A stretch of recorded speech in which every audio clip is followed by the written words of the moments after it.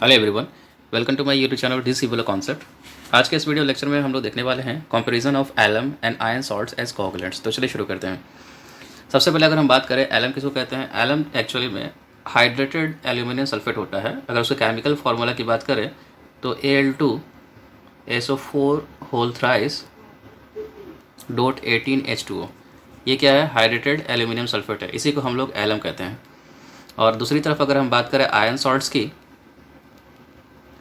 तो ion salts generally हम लोग कहते हैं हाइड्रेटेड फेरस सल्फेट को। इसका केमिकल फार्मूला की बात करें तो ये हो जाएगा FeSO4 डॉट 7H2O। तो ये हो गया ion salts.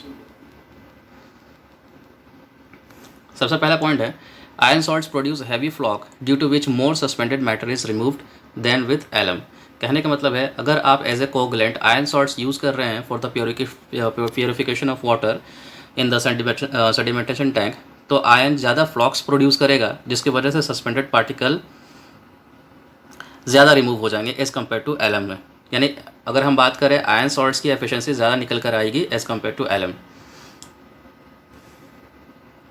Ion salts can be used over a wide range of pH value. Iron salts को हम wide range of pH value के लिए यूज कर सकते हैं। जैसे अगर हम बात करें एलम की, जो हाइड्रेटेड एल्यूमिनियम सल्फेट है, उसके लिए जब हम जनरली यूज़ करते हैं तो उसके पीएच जो रेंज होती है वो वाटर का जो पीएच रेंज वैरी करेगा 6.52 से लेकर 8.5 तक।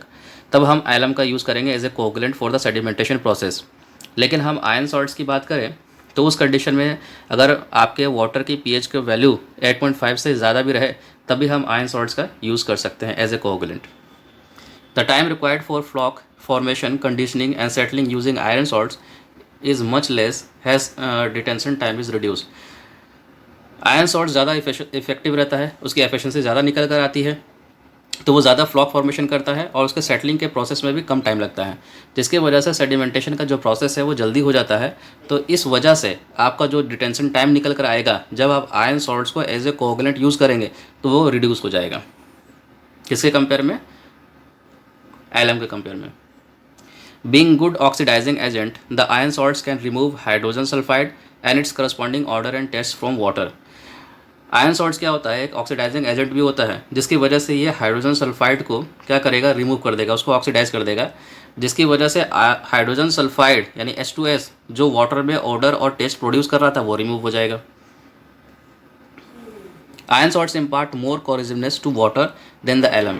चूँकि आयरन सॉल्ट्स का जो केमिकल फार्मूला होता है हाइड्रेटेड फेरस सल्फेट होता है, तो ये जब वाटर में जाता है तो फेरिक हाइड्रोक्साइड और ये फेरस हाइड्रोक्साइड का फॉर्मेशन करता है, जिसके वजह से कोरोसिवनेस इंक्रीज़ कर जाती है।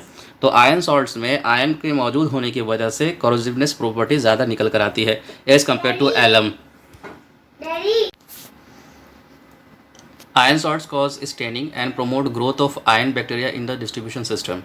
आयन सॉल्ट्स क्या है कि स्टेनिंग का कारण बनता है, जो कि प्रमोट करता है ग्रोथ ऑफ आयन बैक्टीरिया का। तो अगर डिस्ट्रीब्यूशन सिस्टम में अगर आप आयन सॉल्ट्स को यूज़ करेंगे एज ए कोगुलेंट, तो ये बैक्टीरिया का ग्रोथ का कारण बन सकता है। More skilled workers are required for storing and handling the iron salts then alum.